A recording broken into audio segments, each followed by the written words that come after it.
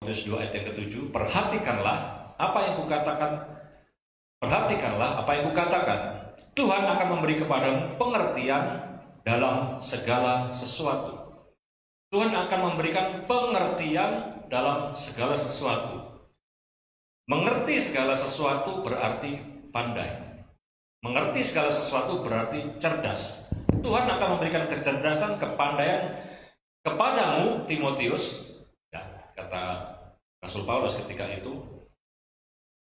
Dan ini menjadi bekal yang luar biasa buat Timotius, karena dia seorang pelayan Tuhan yang hebat, dia seorang pekerja keras, dia cerdas. Dan melihat kelebihan dari Timotius ini, saudara, Rasul Paulus seringkali mengutus dia, ya, menyelesaikan sebuah masalah dan lain sebagainya. Pandai, dia pandai. Pandai itu dia dapat menyelesaikan setiap tugas yang diberikan sampai selesai dan berhasil. Banyak orang yang diberikan tugas tetapi tidak dikerjakan sampai selesai. Mungkin dikerjakan sampai selesai tetapi tidak baik hasilnya, tidak beres. Tetapi Timotius beda. Dia selesaikan sampai garis akhir dan tuntas, berhasil. Dan ketika itu Timotius diutus ke Tesalonika oleh Rasul Paulus, karena ada masalah di sana, saudara. Di sana ada kerusuhan, di sana ada penganiayaan terhadap jemaat Tuhan. Dan apa yang terjadi ketika dia di sana menguatkan jemaat Tuhan, mengatur segala macam dan sebagainya, dia berhasil. Dia kembali kepada senior, katakan siap, sudah beres. Bagaimana hasilnya? Sudah selesai. Dia berhasil, saudara. Nanti saudara baca dalam 1 Tesalonika 3 di ayat yang awal-awal, cerita bagaimana dia diutus ke sana menyelesaikan sebuah masalah. Melihat hasil yang luar biasa, saudara, dia diutus kembali oleh Rasul Paulus. Ada tugas baru. Dia dikirim ke Korintus. Ada masalah yang tidak kalah besarnya di sana, saudara. Di sana ada penyesatan, ada penyembahan berhala, saudara. Menyembah Dewi Aphrodite, saudara, Dewi Cinta, ada yang katakan Venus. Free sex di mana-mana, saudara. Wah, bejat. Ya. Saudara, dia dikirim ke sana. Dia melihat ada pesta pora di mana-mana setiap hari, saudara. Dan dia bertugas di sana melayani dengan baik setiap jemaat Tuhan yang di sana. Hasilnya apa, saudara? Berhasil lagi. Inilah Timotius, saudara. Dia pekerja keras, dia cerdas, dan dia melayani Tuhan. Saudara, Tuhan tidak sampai di situ. Dia dikirim ke Efesus, dia dikirim ke beberapa tempat yang lain, menyelesaikan tugas di sana dan berhasil. Bapak Ibu yang dikasihi dalam Tuhan, ketika kita cerdas di dalam bekerja keras dan kita melayani Tuhan, maka kita mendapatkan hasil yang baik dan kita dipercaya oleh atasan kita. Kita dipercaya oleh Tuhan. Demikian juga dengan saudara dan saya berharap saudara dan saya adalah pekerja-pekerja keras yang cerdas dan melayani Tuhan. Timotius berhasil karena dia cerdas. Timotius berhasil karena dia melayani Tuhan. Dan kemudian dipercaya dengan perkara yang lebih besar lagi. Saya mengenal hampir semua saudara di sini, pelayan Tuhan dan jemaat Tuhan. Saya melihat pekerja-pekerja keras yang tangguh luar biasa. Saya yakin dan percaya dengan kecerdasan yang dari Tuhan, ketika diterapkan di dalam pekerjaan saudara-saudara lebih dahsyat lagi. Dan saya mengajak kita semua melayani Tuhan. Amin. Berbicara tentang bekerja keras. Kalau saudara dengar kata-kata bekerja keras, apa yang ada di benak pikiran saudara? Bekerja keras, ada yang mengatakan kerja banting tulang, ya saudara. Tulang kok dibanting-banting, ya. Kerja keras, tapi konotasinya kayaknya pekerjaan ini adalah pekerjaan yang susah, berat, memerlukan banyak tenaga dan hasilnya tidak banyak. Ya kira-kira seperti itu, kerja banting tulang. Minggu lalu dikatakan oleh Pak Gembala ada satu istilah yang mengatakan kerja menjadi-jadi. Kerja sampai menjadi-jadi. Bahkan ada lagi yang tingkatannya naik lagi, kerja sampai kesetanan, ya. Bagaimana kerja kesetanan? Kira-kira mungkin kerja terus dari pagi, siang, sore, malam sampai ketemu pagi lagi, kerja terus tapi hasilnya tidak ada. Hasilnya tidak terlalu banyak mungkin. Tidak sesuai dengan kerjanya tadi. Tidak sesuai dengan kesetanannya tadi, saudara. Ya. Oleh sebab itu kerja tidak hanya dengan tenaga, tetapi harus dengan kecerdasan, harus dengan pikiran. Bahasa orang dunia katakan agak kasar, maaf, mungkin kerja itu pakai otak, gitu ya. Jangan coba pakai tenaga. Jadi bisa mengirit tenaga kita, hasilnya bisa maksimal. Pakai ini, nah itu. Ya, saudara kasih dalam Tuhan. Tetapi ini adalah prinsip umum, saudara, prinsip dunia semua orang tahu. Orang bukan Kristen pun juga tahu. Ya. Kalau kerja itu pakai kecerdasan, kepandaian, ya, sehingga efisien, kira-kira seperti itu, hasilnya baik. Semua orang tahu. Ya, bahkan ada pepatah mengatakan rajin pangkal pandai dan lain sebagainya. Ya. Dan ini diterapkan oleh semua orang umum, saudara. Yang terpenting buat kita adalah kita sekarang memahami, kita belajar tentang bekerja ini, saudara. Bagaimana dilihat dari sisi Alkitab. Bekerja itu apa sih? Bagaimana sih? Harus seberapa besar, seberapa kuat, seberapa keraskah kita bekerja, saudara.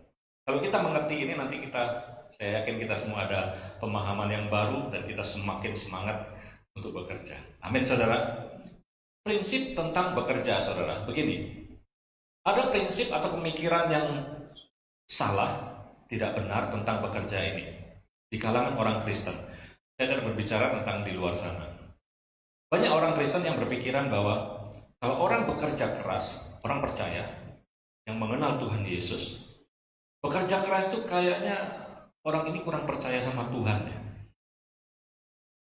Kenapa seperti itu? Saudara kalau menabur, itu pasti menuai. Saudara tidak usah menabur lah. Saudara tidak usah bekerja lah. Menabur saja, pasti menuai. Pak, hukum tabur tuai itu berlaku, katanya seperti itu. Iya, benar berlaku. Oleh sebab itu nabur aja, kamu memberi aja. Tidak usah bekerja, pasti kamu memperoleh hasilnya. Wah, saudara, pemikiran ini tidak benar, tidak cocok, ya saudara. Tidak usah susah payah kerja. Ya. Firman Tuhan katakan kamu tidur pun diberkati Tuhan. Bawa ayat lagi, saudara. Saudara, dalam Tuhan ada ayatnya itu. Sia-sia kamu bangun pagi-pagi dan duduk-duduk sampai larut malam dan makan roti dan diperoleh dengan susah payah karena dia memberikan kepada yang dikasihnya pada waktu tidur.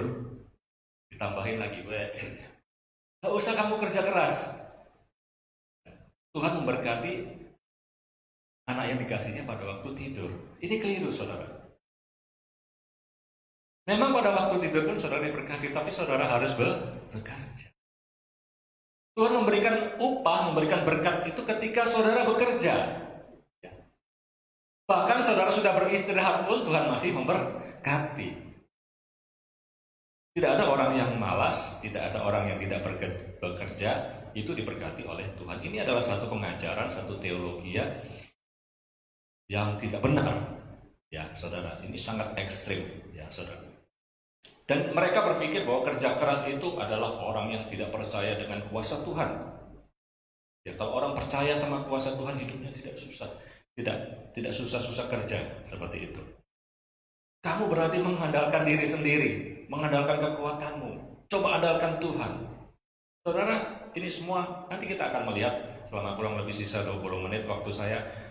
Saudara akan melihat bagaimana bekerja ini versi dari Alkitab. Saudara dalam Tuhan, mau tidak mau ini ada dalam sekitar kita dan kita mendengar. Bahkan ada yang mengatakan, orang Kristen yang bekerja keras itu kena kutuk.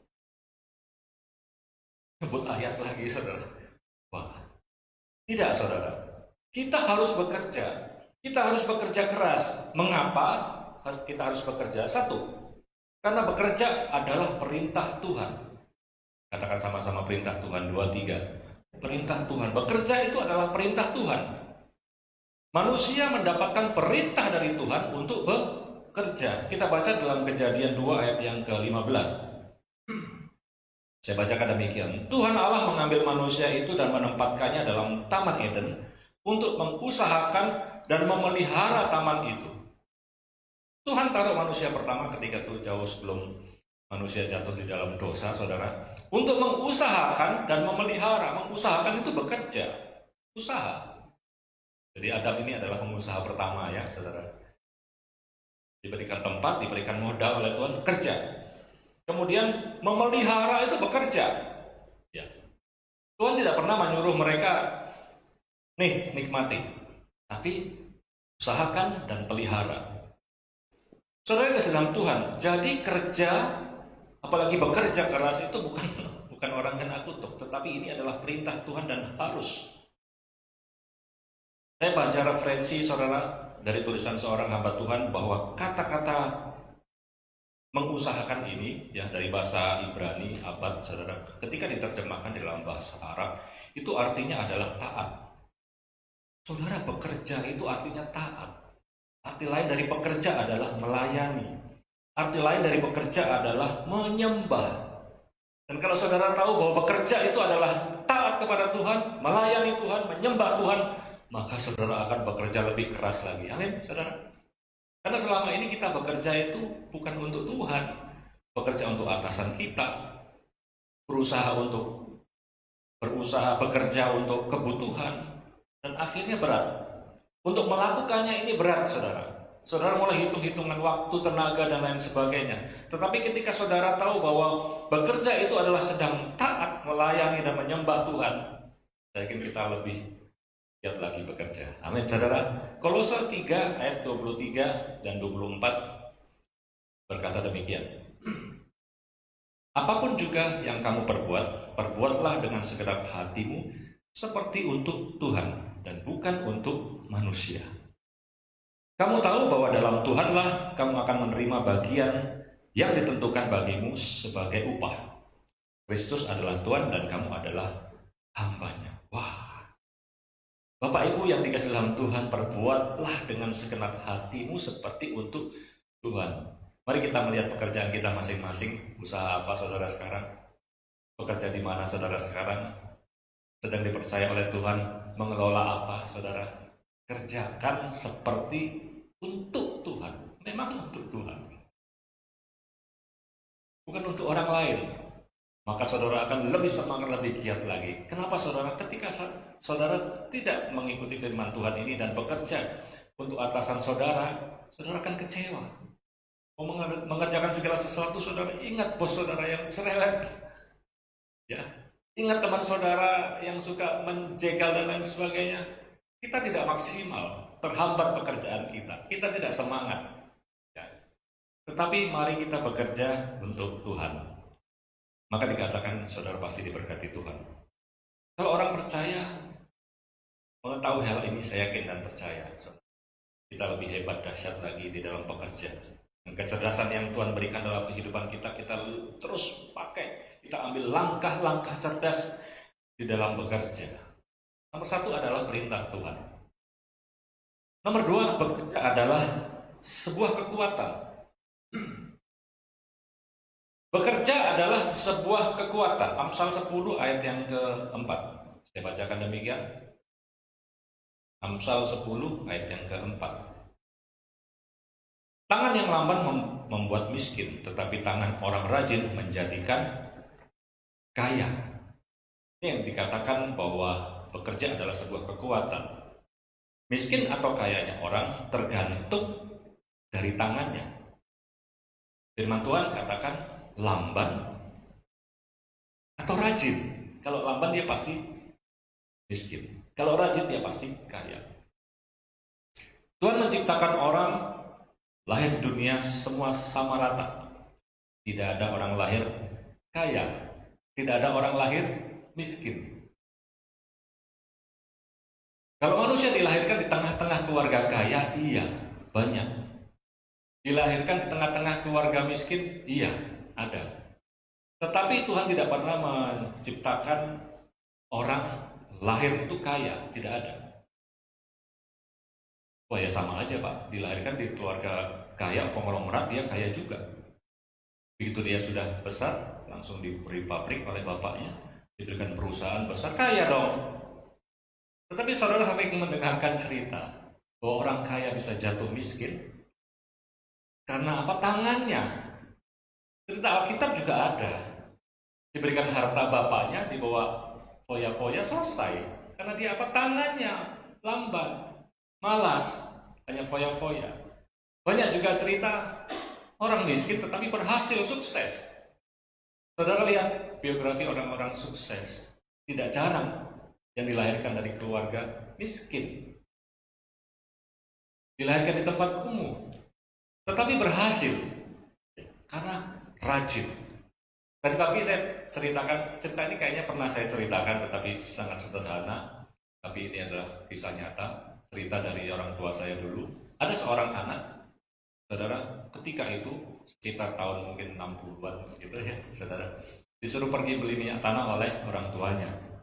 Beli minyak tanah 1 botol, botolnya botol kaca, botol bekas kecap itu atau bekas bir mungkin, tidak tahu ya, saudara, seperti itu. Singkat cerita, dia pergi beli minyak tanah, pulang, dia terjatuh dan pecah. Habislah minyak tanah.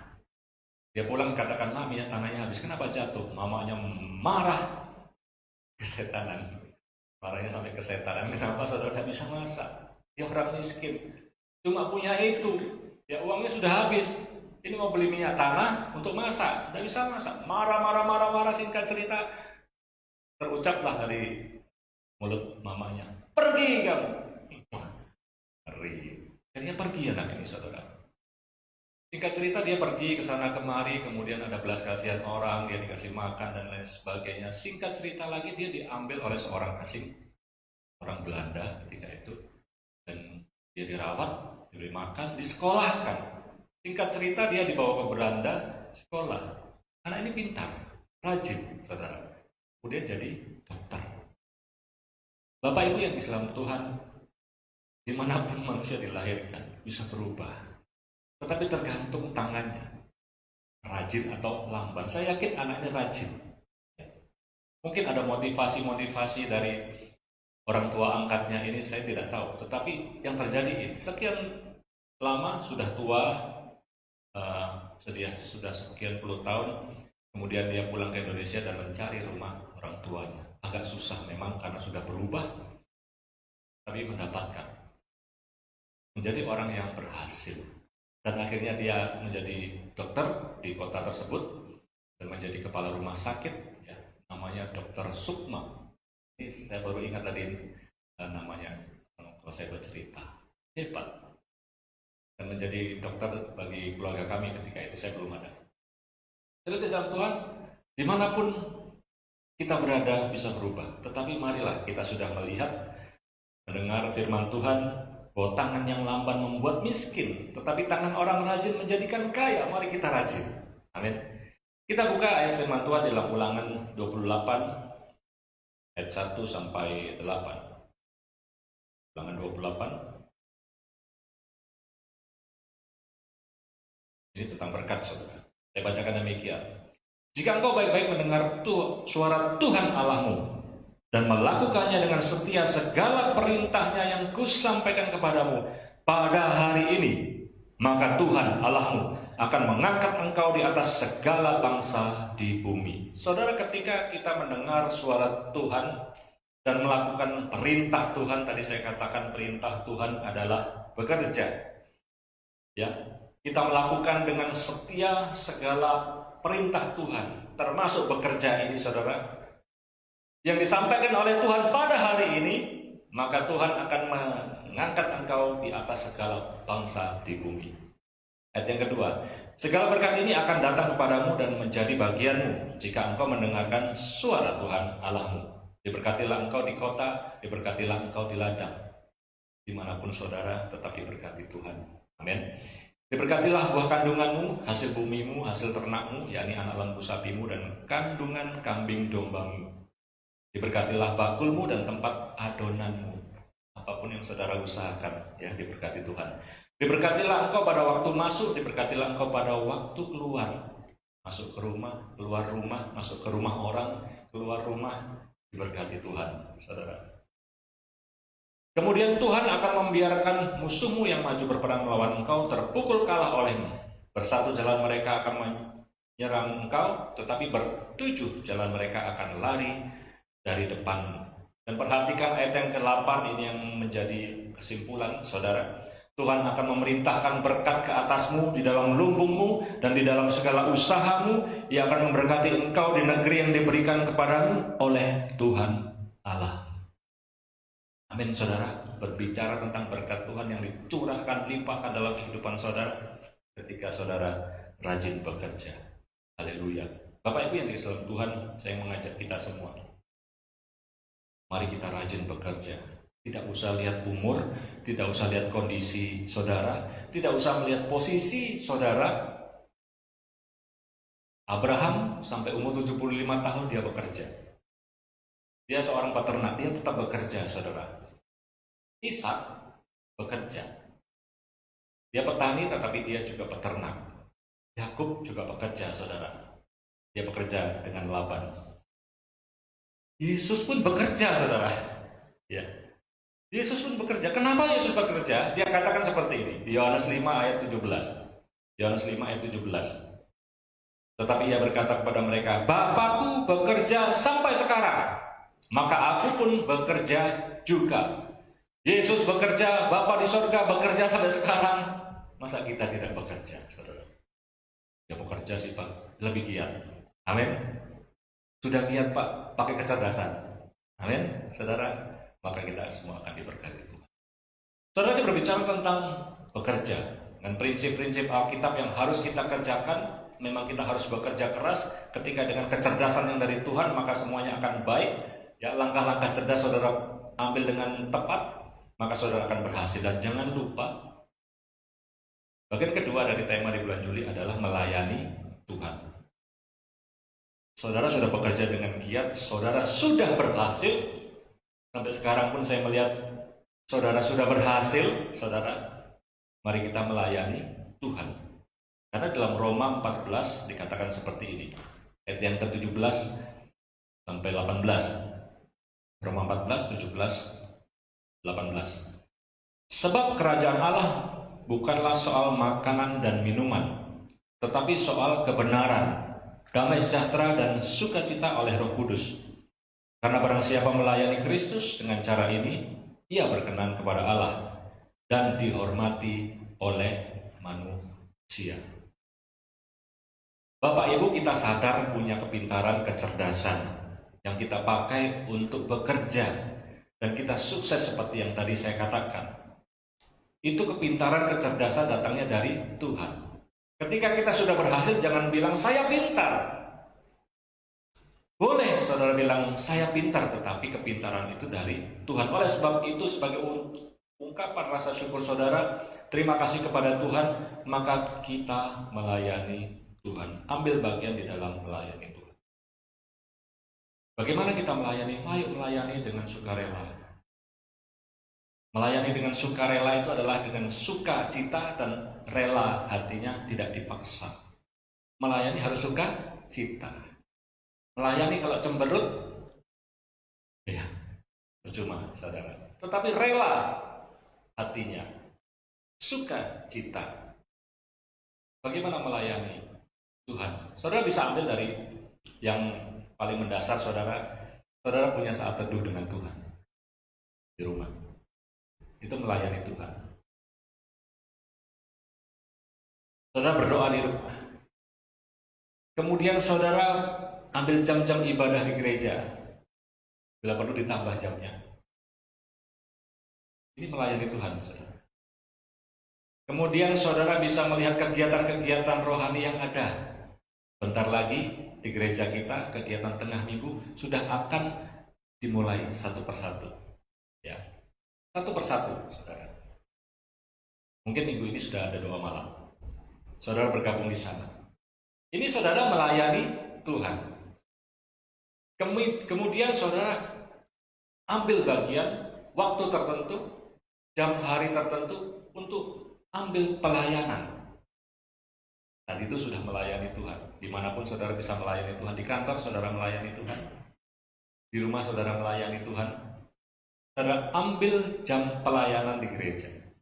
Saudara bisa pilih, saudara. Banyak tempat pelayanan di sini, bisa di depan, belakang, di samping, kiri, kanan. Saudara bisa menjadi penerima tamu. Saudara bisa menjadi pemain musik, singer, worship leader. Saudara bisa khotbah. Saudara dalam Tuhan ini adalah melayani Tuhan, dan ini harus dikerjakan dengan seimbang. Saudara sudah berhasil dalam pekerjaan, sukses, saudara sudah benar, tetapi tidak seimbang. Harus ada melayani Tuhan. Saudara melayani Tuhan terus, tetapi tidak bekerja, salah. Ya. nanti saudara menjadi ekstrim seperti yang tadi. Cuma doa aja, minta mujizat Tuhan, tapi tidak bekerja.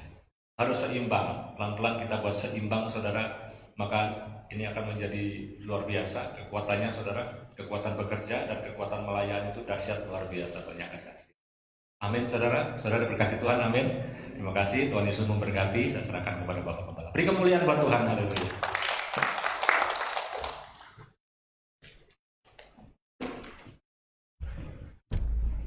Baik, puji Tuhan. Saudara menangkap dengan baik ya. Tuhan berdasarkan Kolose 3 ayat yang ke-23 perkataannya demikian. Apapun juga yang kamu perbuat, perbuatlah dengan segenap hati.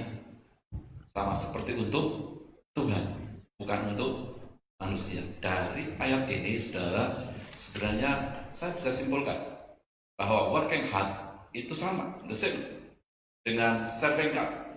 Working hard itu bekerja keras, bekerja dengan sungguh-sungguh. Saudara, seperti untuk Tuhan. Profesi saudara apa sekarang? Apapun profesi saudara, kalau dikerjakan dengan sungguh-sungguh untuk Tuhan, berarti itu melayani Tuhan. Yang menangkap katakan amin. Jadi bekerjalah dengan sungguh-sungguh, melayani Tuhan dengan sungguh-sungguh, maka saudara akan semakin ditambahkan kecerdasan, kepandaian. Bagi berdiri bersama-sama, kasih tahu kiri kanan, jangan lelah bekerja di ladangnya Tuhan. Haleluya. Amin.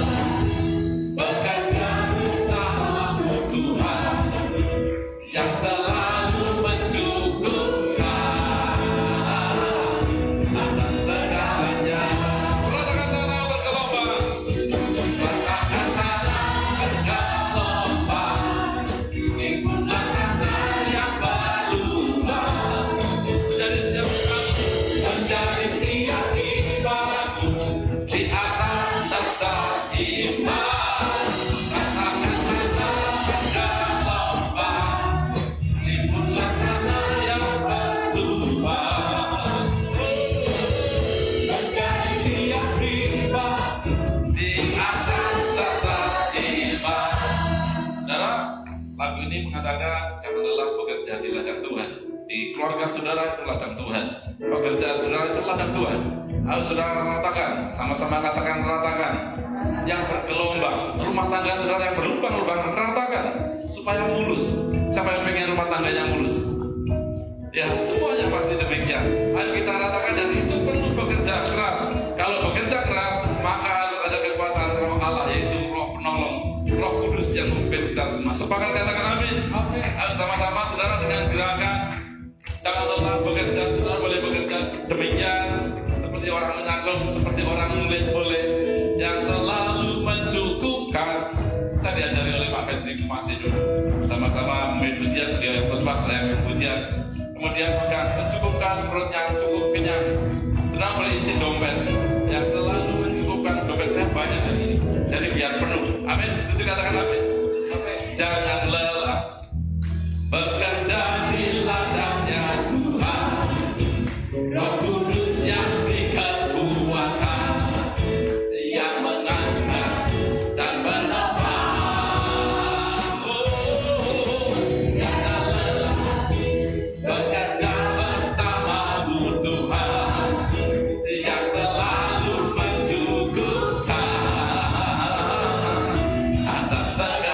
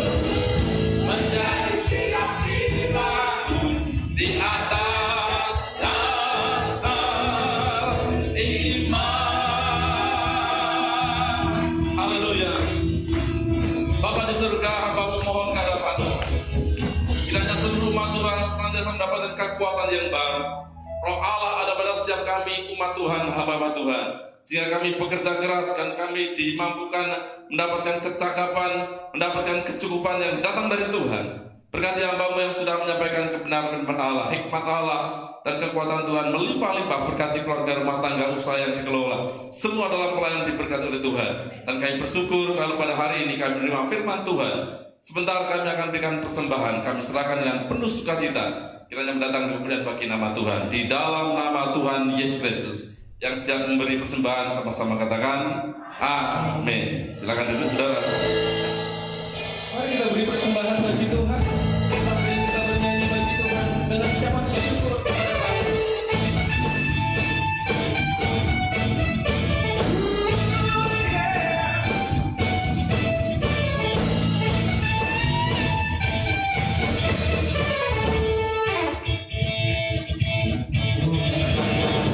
Kita pujilah Tuhan, sebab Dia ciptakan semuanya. Keagungannya mengatasi langit bumi, sembah sujud di hadapannya. Langit dan bumi pujilah Tuhan, sebab Dia ciptakan semuanya. Keagungannya mengatasi langit bumi, sembah sujud di hadapannya. Puji, sembah, puji, sembah Yesus Kristus Sang Penebusku. Puji, sembah, puji, sembah Yesus Kristus Sang Rajaku. Mari kita bangkit berdiri. Haleluya, amin. Haleluya, amin. Haleluya, amin. Haleluya, amin. Haleluya, amin. Haleluya, amin. Haleluya, amin. Haleluya, amin. Sekarang kita akan pujian ini. Langit dan bumi memuji Tuhan. Kita semua meninggikan nama Tuhan. Pujilah Tuhan, sebab Dia ciptakan semuanya. Keagungannya mengatasi langit bumi, sembah sujud di hadapannya. Langit dan bumi. Langit dan bumi pujilah Tuhan, sebab Dia ciptakan semuanya. Keagungannya mengatasi langit bumi, sembah sujud di hadapannya. Puji, sembah, puji, sembah Yesus Kristus Sang Penebusku.